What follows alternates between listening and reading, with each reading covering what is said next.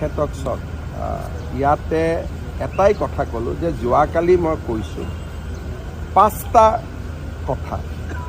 যে তেখেত পাকিস্তানত গৈছিল নে নাই এইটো SITক কিয় ক'ব লাগে সাংবাদিককতো কৈ দিলেই হ'ল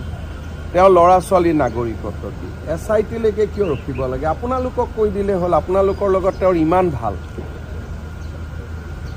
তেওঁ আপোনালোককে উত্তৰটো দিলেই হ'ল নহয় SITলৈকে কিয় ৰখিব লাগে তেওঁৰ পৰিবাৰে পাকিস্তানৰ দৰমহা লৈছিল নে নাই আপোনালোকৰ দুই এজনে সুধি ল'ব না আপোনালোকৰ মাজত তেওঁৰ ইমান শুভাকাংক্ষী আছে আপোনালোকক আজিলৈকে কোৱা নাই নেকি মই এতিয়া আপোনালোককহে সুধিম যে আপোনালোকে ইমান সোধা পোছা কৰি থাকে সঁচা কথাটোতো কমচে কম আপোনালোকক ক'ব লাগেনে নাই CMA 99% মিছা কথা কয় বুলি কৈছিলে লগতে মুখ্যমন্ত্ৰী এজনে ইমান মিছা কথা ক'ব হিমন্ত বিশ্ব শৰ্মাই পাৰে কিন্তু অসমৰ মুখ্যমন্ত্ৰীয়ে নোৱাৰে কাৰণ অসমৰ মুখ্যমন্ত্ৰীয়ে যদি মিছা কথা কয় বিধানসভাটো মোৰ ওপৰত প্ৰস্তাৱ হ'ব কোৰ্টেও মোক চামন দিব পাৰিব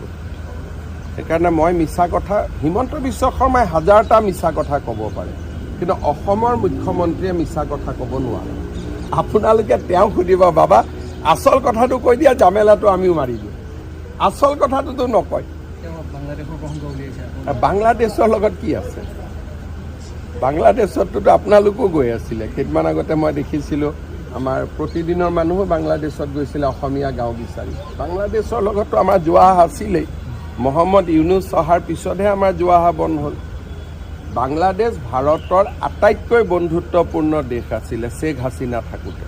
সেইটোতো সকলোৱে জানে আৰু আমিতো তাতে আজিও ভাৰতৰ মানুহ আছে এইটো তাতে বাংলাদেশ আৰু পাকিস্তান একেলগে কৰাৰ কথা নুঠে এতিয়া বাংলাদেশত যোৱাটো অপৰাধ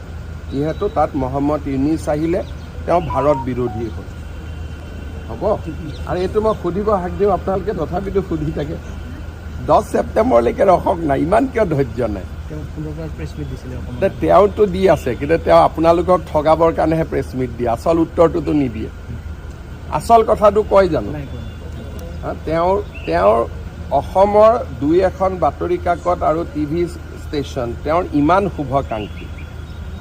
কিমান ভাল পায় যোৰহাটত জিকোতে গোটেই পৃথিৱীখন আত্মনাদ কৰি দিলে কমচে কম আপোনালোককতো সঁচা কথাকেইটা ক'ব লাগে আমাক কোৱা নোকোৱাটো বেলেগ গতিকে আপোনালোকে সুধিব যে তোমাৰ এই আচল উত্তৰটো নিদিয়া শুৱে বাৱে কথাবোৰ আমি সোধা পোছা কৰি থাকিব লাগে হয় আচল উত্তৰটো দিয়ক নহ'লে